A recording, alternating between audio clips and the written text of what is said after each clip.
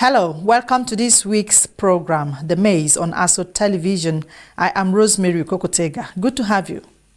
Today's program in brief: confirmation of service chiefs by the House, apology from UTME result cheat Ms. Mesoma, lawmakers on current 617 Naira fuel pump price, Senate's resolution on age limit for employment. Stay with us for raw details and more on ASO Television. We are live on DSTV channel 392, StarTimes TV channel 127, Free TV channel 507, the UHF band. We are on channel 38.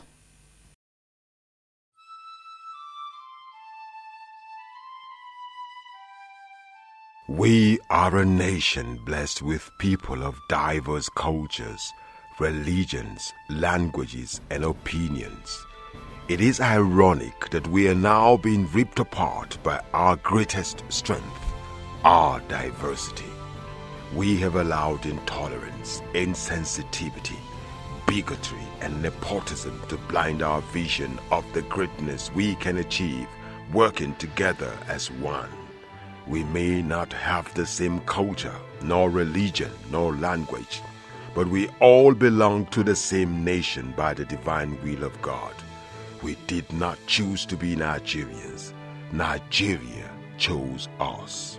This nation is our divine heritage, and if we open our eyes, we would realize that what divides us pales in comparison to what unites us. And by the comparison and conciliation of our differences, we will grow until our differences disappear. Our unity cannot be willed by mere declarations, nor do we get unity by ignoring the questions that beg for answers. We must celebrate our diversity and debate our differences without fracturing our unity. Our strength is not in our numbers, but in our unity, because even the weak become strong when united. Nigeria unite. This message is brought to you by Abuja Broadcasting Corporation, owners and operators of ASO Radio 93.5 FM Abuja, ASO Television DSTV Channel 392, StarTimes Terrestrial Channel 127, Free TV Channel 507, People's TV Channel 285, and UHF Channel 38. You're watching The Maze on ASO Television. We start off today from the floor of the House. Like the Senate last week, the newly appointed service chiefs by President Bola Tinubu were all at the House Monday this week for confirmation of members. At a brief sitting before the closed-door session, each security head made a statement of commitment to the fight against insecurity. My leadership concept. The realization of the critical responsibility of the Chief of Defense elicits a clear leadership concept which will serve as the roadmap supporting the implementation of relevant guiding principles for the armed forces of Nigeria. The significance of this roadmap is to foster a highly disciplined, cohesive, and inspired armed forces of Nigeria ready to achieve its constitutional roles, facilitate national security, and enhance sustainable socio-economic development in the country. In this regard, the broad outline of my leadership concept shall be to nurture a professional armed forces of Nigeria that is people-centric, capable of meeting its constitutional responsibility in a joint and collaborative environment. I consider my nomination as a call to higher responsibilities, and I'm determined not to betray the trust and confidence reposed in me. As I mentioned during my confirmation hearing at the Senate last Thursday, it is an open secret that our country has faced a challenging security environment in the past 2 decades, which has impacted adversely on our socio-economic and political lives. The episodic crises of the past have now become enduring, thereby making governance and the rule of law more challenging for successive administrations. Today's painful reality is that insecurity has distorted our developmental plans and aspirations of a strong, prosperous, globally competitive, and influential nation. Never in the recent past is the requirement for proactive, adaptive, and inclusive leadership more needed than Nigeria's security environment of today. These requirements are what I intend to meet as the Chief of Army Staff, if confirmed by the Green Chamber. The Speaker had on July 8 read a letter from President Bola Ahmed Tinubu requesting the National Assembly to screen and confirm the newly appointed service chiefs. Subsequently, the House also within this week set up an ad hoc committee to carry out the screening task. Still from the Green Chamber, the ad hoc committee set up last week to investigate the alleged falsification of the Unified Tertiary Matriculation Examination (UTME) by a 19-year-old girl, Ms. Mesoma Ejikeme, by the Joint Admissions Matriculation Board (JAMB), commenced its investigative task within the week. Summary of the day's sitting is that the accused, Ms. Mesoma, personally tendered an unreserved apology for her claims. We have her right here, so let's hear from her. Letter of profound apology. Permit me to use this medium to pen this letter of apology with a heavy heart. I humbly seek your forgiveness for the mistakes I've made and the pain I've caused.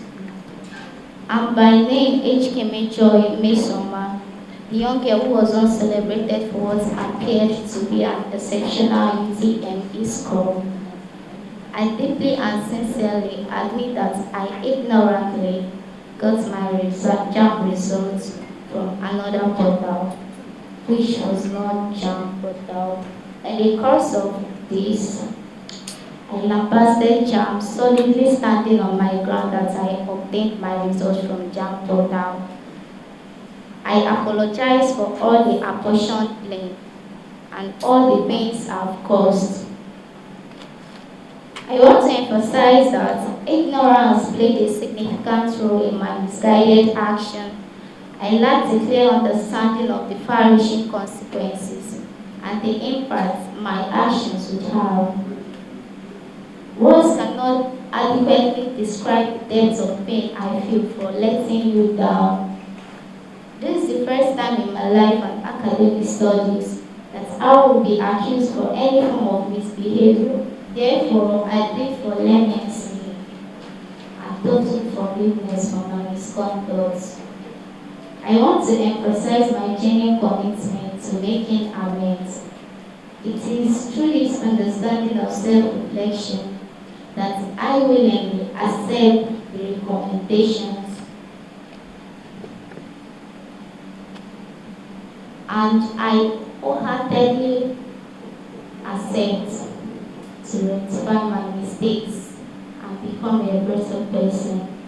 Well, JAMB Registrar Professor Ishak Oloyode also earlier provided some details of the whole manipulation saga and steps taken already by the exam body to avert future episode. Here. We are therefore saying that our system appears to me to be foolproof. We have not seen anybody who has ever, since 2016, who has ever been able to penetrate what we are doing. And it takes a lot of input of experts, a lot of money to do that. One major headache, if there is any headache that we have, is that we have few institutions who conduct their admission, some admission outside CAPS, because they know that CAPS will not allow anything that is not straightforward, because it's permanent, it's there. Mr. Chairman, sir, in the matter of Mesoma Joy Ejikeme, which was the purpose of our coming here, this lady, the attention of the board was drawn to a candidate by name Ejikeme Joy Mesoma, who claimed to have sat and obtained 362 in the 2023 exercise. This, I say again, is absolutely false, because there is no such score in 2023. The highest was 360. We are the custodian of the result. The first person to see result will be Mr. Okoro, and he will pass it to me. And therefore, I'm in possession. Therefore, in position to advise the nation that pays my salary that this is false. The examination number belongs to Ejikeme Joy Mesoma, which means that she only faked it, superimposed her own number on the slip of another candidate from Osun State in 2021. Later, I will tell you where she got it from, where she got what she used. Ejekeme has used short code 55019 with her telephone number, and her telephone number we have put here to check her results. She first checked it on the 4th of May at 10:37 a.m. The system replied her and sent a copy to me to say, "Dear Ejikeme Joy Mesoma, registration number so FF, your UTME result is as follows, totaling 249. And a copy was sent into our storage. Mr. Chairman, sir, we also took the following decisions. We took decision to withdraw the result of 249 of Mesoma. We banned her for 3 years from taking any examination conducted by JAMB. And in doing that, let me also call you, there are 109 of them who committed serious infraction or the other. Last year, they were over 2,000. But because of firm steps we take, they are reducing. As I speak with you, Akure High Court had remanded 4 of them until November in prison custody for committing similar offense. They are remanded by Akure High Court, Federal High Court Akure, till November, when their case will be heard. Extending investigation who might have played one ignoble role. We are extending our investigation, and we have suspended the center where Ejikeme registered, because we have discovered that the forgery was planned from the beginning. Because this case made us to look into our system, and in our system, you must upload the handwriting of the candidate. It's compulsory that the handwriting of the candidate form written in our hand, his or her, must be in our system. When we went into our system, we discovered that that center at that time puts handwriting of another person, so that we will not be able to trace the handwriting of Ejikeme. It was found that they have been negligent. 8 other centers across the country are being investigated for the role they play in this case. On a final note, sir, it might be considered trite to say that the candidate has, beside the measure taken by the board, she has exposed her personal details to the public beyond what the board could ordinarily redeem. What we have seen is that everything about her, she has tendered it publicly, and some of the things that she will later, in fact, in her interest, that her results and everything for this year at least be completely silenced, because we are querying not less than 8 people who had gained entrance into our password, because we into our what do you call this, profile, because we monitor everybody who enters, every one of the 1.8 million candidates. Their communication, whatever you do in on their system, we have a copy. Well, members of the House Ad Hoc Committee took turn to dish out some piece of advice to the embattled teenage girl, and equally commended the exam body for the thorough process. Registrar, kindly listen carefully. members of the committee will want to address some remarks, some comments based on the evidence presented before this committee in reference to the resolutions of the House. May I start from my far left? If we didn't have trust and confidence in the system, we would not be sitting here. We heard from the other side, read everywhere, and that is the reason why we invited him. So he shouldn't get to that point to say that the government he is working for does not have trust. If we didn't have trust in the system, we would not invite him here. We'll just sit back and take a decision and pass it on. Is it the wish of the committee to admit the document presented and his oral statement and argument of the document presented before the committee? The document presented before this investor hearing and the oral statement in defense of the argument presented before this committee is hereby admitted. All there is to come now is report of the committee, and we await. Another burning issue deliberated on by lawmakers at the House is the current pump price of petrol of 617 naira. The House, in adopting a motion of urgent national importance by a member from Imo State, Mr. UKOKO-TEGA, during plenary, resolved to set up an ad hoc committee to investigate factors responsible for the hike. This is as it rejected an amendment to the motion praying the House to stop the new 617 naira price and revert to the old price of 537 naira per litre. Part of resolutions on this motion is invitation to the Group Managing Director of Nigerian National Petroleum Company NNPC Limited, Malam Milikiari, to appear before a committee to be constituted for explanation. Well, UKOKO-TEGA to the mic with his motion. Nigerians wake up to the increment of fuel price from an average price of 550 to 617 naira. Honorable UKOKO-TEGA, be well guided. We have only waived our rules that we can take the third motion on urgent public importance. The next thing you're expected to do is to tell us about the motion, briefly the title, and telling us that it is urgent enough. We will vote on that, and that it should be taken now. We'll vote on that. Okay? Thank you, Mr. Speaker. The motion, Mr. Speaker, is on the issue of incessant increment of price of petrol by the NNPC, and for the House to do resolve that an ad hoc committee be set up to look into the circumstances for the increment and how best to apply palliative to suit the pains on Nigerian people. Thank you, Honorable UKOKO-TEGA. They put the question, those in support that it is urgent enough to be taken now, waiving our rules, say aye.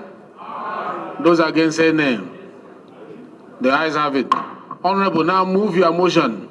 Move. Let's wake up to the increment of fuel from an average price of 550 naira to 617 naira per litre. Other marketers across the country have followed suit. The resultant effect is an overnight increase in the cost of transportation across the country, and of course, we're expecting a hike in price of food in the coming days because the price of fuel affects the price of everything in the market.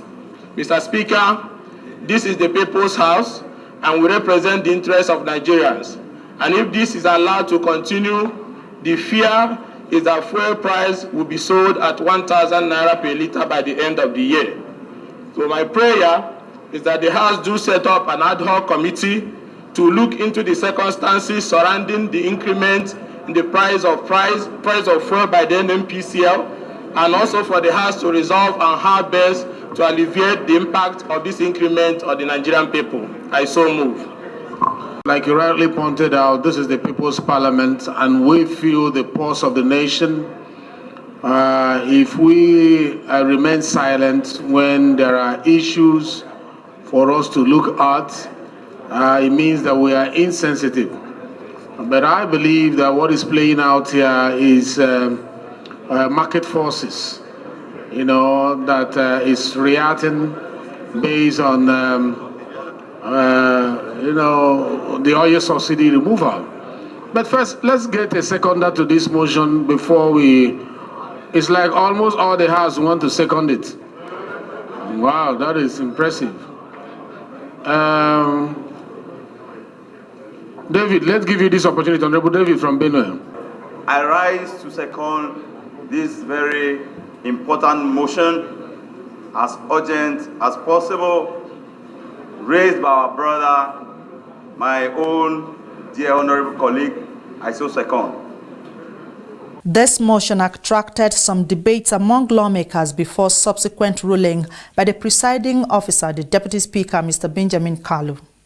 Mr. Speaker, my amendment to this very important motion that has impact on every Nigerian is for the House to suspend the increase in the fuel by NNPC, pending their appearance to this hallowed committee that we are about to set, that the price be reverted, let it be what it is a few days to status before they could appear before the committee. I so amend, Mr. Speaker.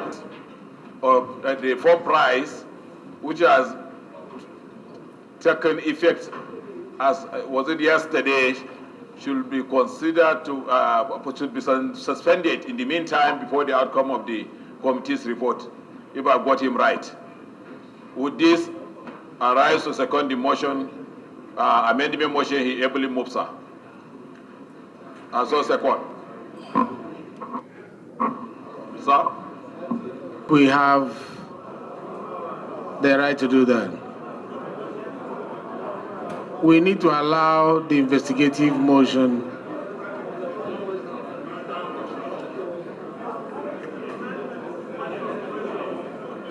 Okay, let me put it to question. Those in support that will stop the price increase subject to investigation, say aye. Aye. Those against, say nay. Nay. The nays have it. Any other amendments? Mr. Speaker, I rise to amend the motion on the issue we are just discussing. Mr. Speaker, some of us are experts in oil and gas. Mr. Speaker, the issue of increment in PMS is as a result of market forces. The amendment... You are protected. Just go to the amendment. Thank you. Don't allow them to shut you down. I'm here. I'll protect you. Thank you. Just like I protect them. So nobody will shout you down. Mr. Calm Speaker, down and give us your amendment. Thank you. My amendment, we have to take cognizance of market forces in issue of increment of... So where do you want us to amend? My amendment is that we cannot stop the price. We cannot stop it. Okay. Order, please. Order, please. Is just re-echoing. I think we have gotten enough amendments to that. Let's not water it down. Amendment, please. I think you can submit your amendments to the committee when constituted. Those in support of the motion as amended, say aye. Aye. Those against, say nay. The ayes have it. This motion is referred to the ad hoc committee, investigative ad hoc committee, once it is set up. And as we promised, is one of the committees we would like to set up today. Because of the urgency, we need to handle it ASAP. So you're expecting to hear from us before the end of sitting today. And I want to promise that the membership of this committee will cut across the whole country, because the impact of this particular issue is being felt around the entire country. So all the sub-regions, geopolitical zones will be represented in that committee, or the states. Thank you very much. The House same day expressed concern over the delay in the takeoff of the Abuja Metro Rail project awarded at a sum of $824 million Chinese loan. Concerns of the House are contained in a motion jointly sponsored by Mr. Olumide Oshoba, Mr. Kama Nkenkama, and Princess Miriam Onoha. The House, in adopting another motion, unanimously tasked President Bola Ahmed Tinubu on the urgent need to lift embargo on employment into all federal establishments without further delay. The motion was sponsored by Mr. Francis Waive. Distinguished colleagues, the fourth order of the day, which is now the fifth order of the day, is a motion on calling on the President to lift the embargo on employment. Standing in the name of Honorable Francis Ejiro Gene Waife and one other honorable member. Honorable Waife is invited to move the motion. Thank you, Mr. Speaker. Francis Ejiro Gene Waife is my name, and I represent the entire people of Ugele North, Ugele South, Adudu. I am from Delta State. Mr. Speaker, honorable colleagues, the House notes that the immediate past administration, amid the recession that hit the economy in the country due to the huge drop in the international price of crude oil at the time, and COVID-19 pandemic, placed an embargo on employment in federal ministries, departments, and agencies of the federal government. The House recalls that the 9th House of Representatives passed a motion calling on the then President to lift the embargo on employment. What if we ask you what is moving and you're not able to answer us? That is before the camera. If you have to, if you keep quiet, we will listen and learn from the motion so that you can address issues arising from the motion. Please. Thank you, honorable colleagues. Go ahead. The House also notes that there were reports in the social media that the embargo had been lifted, but there is no evidence of any employment taking place whatsoever.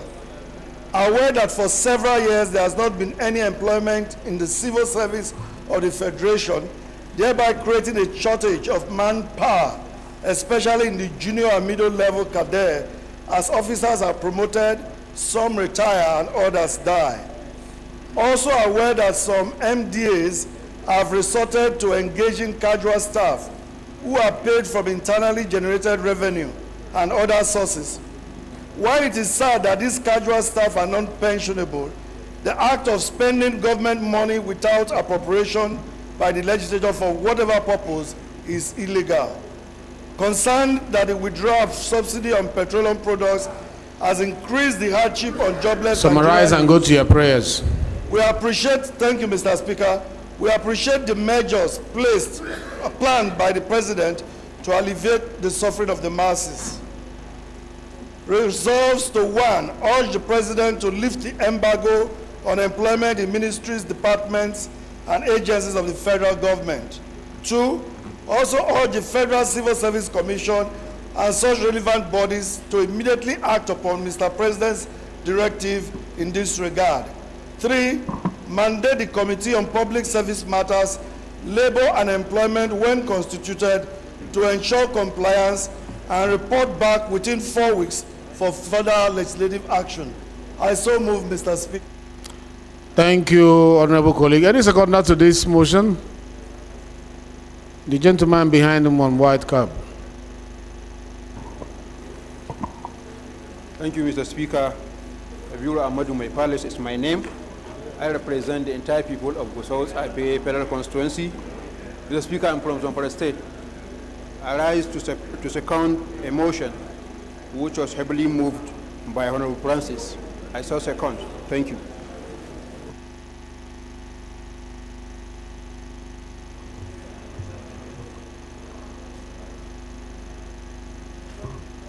Any motion have been moved and seconded? We will now throw the question. Those in support of this motion say aye. Those against say nay. The ayes have it. That motion is referred to the Committee on Public Services and Labor, Employment and Productivity once constituted. And this takes us to the Red Chamber, where a similar motion standing in the name of the senator representing Benue South, Senator Abba Moro, was adopted. The motion is asking employers of labor to relax age requirement as precondition for employment in the country. In those days, you are graduating from the school, you have employment waiting for you. So if you insist on age bracket at that level from 18 down, it's okay. But here we are now. We don't have employment opportunities anymore. You come out of the university 5 years, 10 years after, you don't have employment.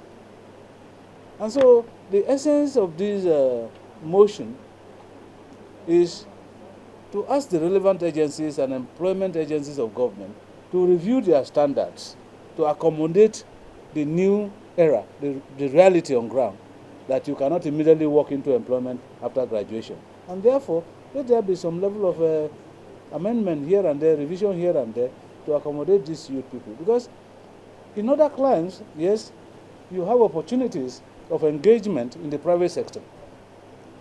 Government engages in aggressive infrastructural development that creates job opportunities. You don't have it here.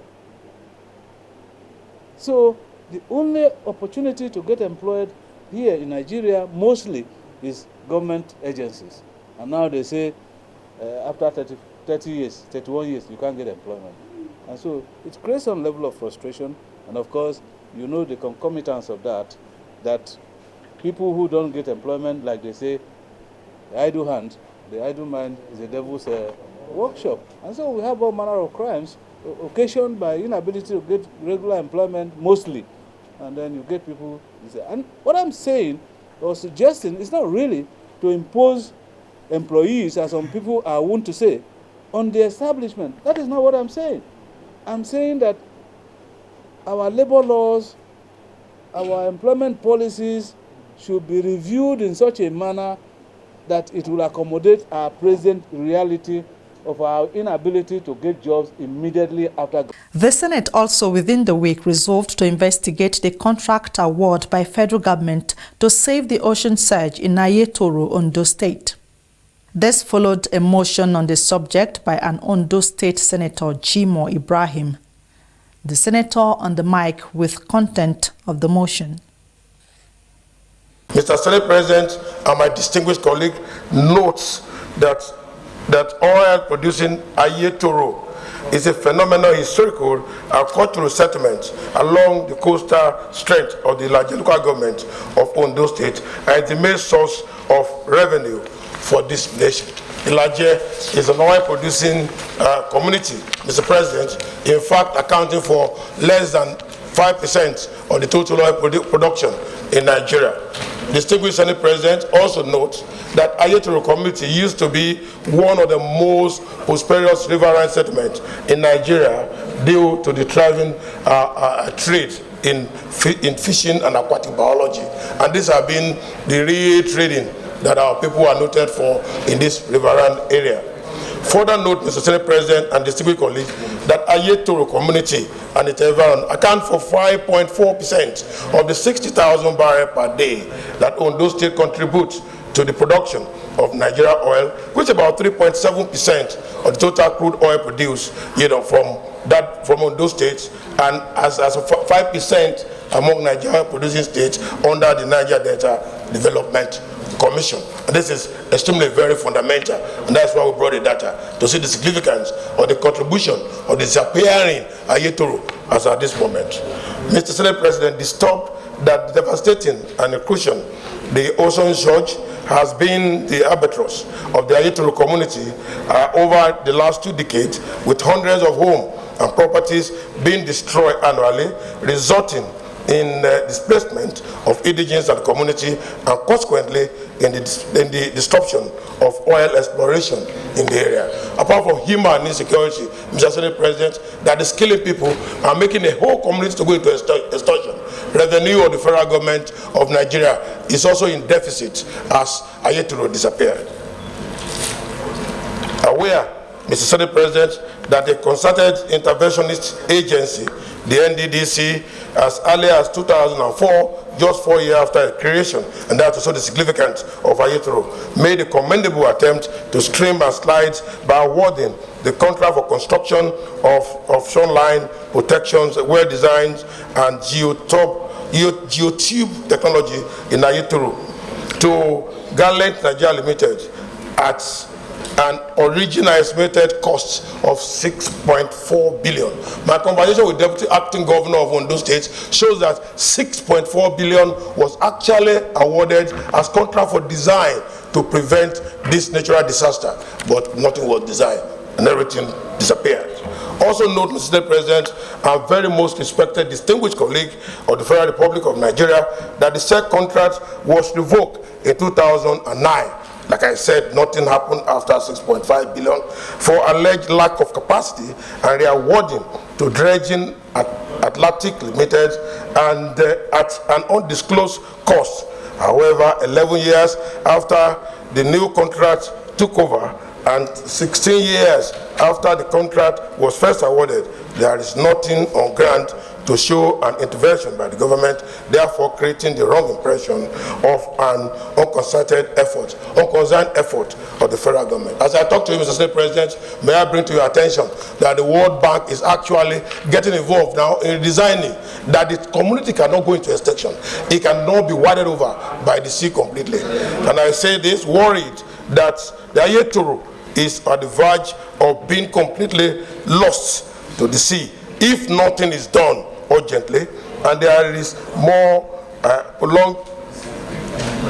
They are pregnant because residents are gradually losing hope, in fact massively losing hope, and they are alluded to the fact that many years of investment had disappeared. And also worried that this continuous inhuman situation, human secured institution where community once fully had swayed may soon be an illusion that history may be eroded and then the complete human race might disappear to the threat of the ocean. Mr. Senate President, while I talk and move in terms of the motion paper, I will then say that accordingly I urge the consent of my colleagues and your very distinguished self to accordingly resolve: 1, mandate the community on NDDC, environment and ecology, where constituted to interface with the relevant ministry to work and modify, for instance, the intervention into disaster area. At least what we're asking for there is for the NDDC to just interfere and then see what's really happening. Intervention is important.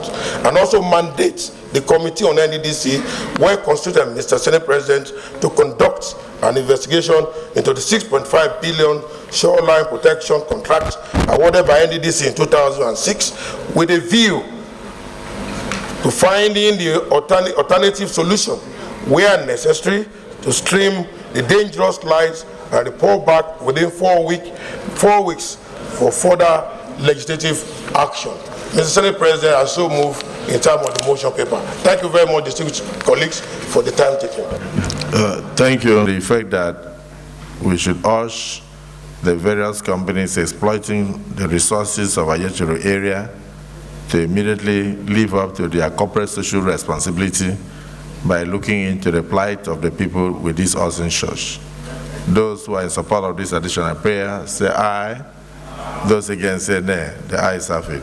Let me use this opportunity to thank distinguished Senator Jimo Ibrahim for bringing the plight of this community to the fore, and also urge that when the various committees are looking into the issues of Ayetoro community, they should also look into some of the issues of the Bayelsa areas where the ocean surge is a major issue.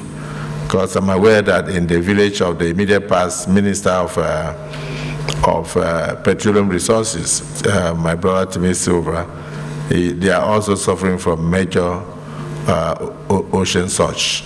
And Bayelsa is almost some of the communities are almost being wiped out, and something needs to be done. So we also urge the NDDC, the oil companies, and others who are operating in the Bayelsa area to think of this shoreline protection and take it as a matter of urgency, not just to save the land, but also to save the livelihood of the people. So I thank distinguished Senator Jim Ibrahim and all for our various contributions. And I do know that at the end, when these are communicated by the clerk of the Senate, the people will see the need to do something about this in order to reduce the sufferings of the people. Let's round off today's program with an incident involving a yet-to-be-identified lawmaker in the House. It happened that the lawmaker, instead of the House-prescribed dress code for members attending plenary, walked into the chamber dressed in jean and T-shirt. The lawmaker, whose name could not be ascertained owing to how hurriedly he stepped out upon a point of order raised by a colleague, Mr. Billy Osaweru, also walked into plenary towards the end of the day's proceedings, taking his position in an alternative chamber for members. Mr. Speaker, under 9 Rule 12 states, members shall attend the sitting of the House formally dressed. Mr. Speaker, if you take a look at the upper chamber, we have a member that is putting on a T-shirt, and I guess it might be a jeans trousers. Mr. Speaker, I think this is the violation of our rules. Thank you, Mr. Speaker. I will move. I'm guessing your assumption here. Could he be a newbie? Anyway, so you know, House rules prescribe a dress code for members attending plenary, a suit and tie or a traditional dress with a cap to match. That's the program for the week. Join us again next week at 8 p.m. I am Rosemary UKOKO-TEGA.